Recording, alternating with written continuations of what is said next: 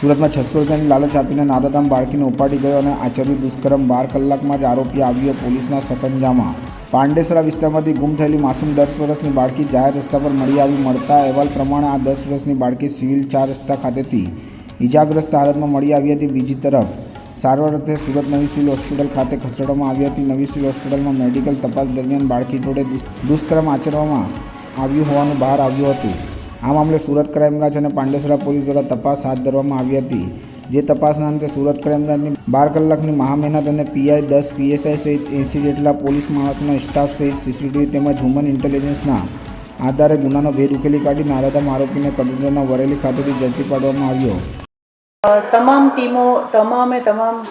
ટીમો કામે લાગેલી, તમામ અધિકારી કર્મચારીઓ એમાં કામે લાગેલા અને માત્ર સીસીટીવી જ નહીં પણ હ્યુમન ઇન્ટેલિજન્સ તમામની પૂછપરછ અને એક ક્લૂને ફોલો કરતાં એક આખી રાત મહેનત કરી ટીમે, ત્યારે જઈને આરોપી સુધી પહોંચી શક્યા.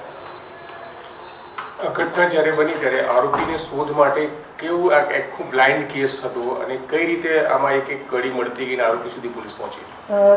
દરેક ઘટનાની શરૂઆત એટલે જ્યારે એને શોધવાનું હોય ત્યારે એની શરૂઆત ભોગ બનનારથી થતી હોય છે અને ભોગ બનનાર અને એના પરિવારજનો જેટલો સપોર્ટ કરતા હોય છે એટલો ઝડપથી જ ગુનો ડિટેક્ટ થતો હોય છે. અને આમાં પણ એવી જ રીતે શરૂઆત કરેલી અને એની પૂછપરછ કરતાં અને મેચ થતા અક્યુઝની શોધ કરતાં હ્યુમન ઇન્ટેલિજન્સની પણ મદદ લીધી અને પૂછપરછ કરીને સીસીટીવી અને ટેકનિકલ સર્વેલન્સની મદદથી આરોપી સુધી પહોંચ્યા.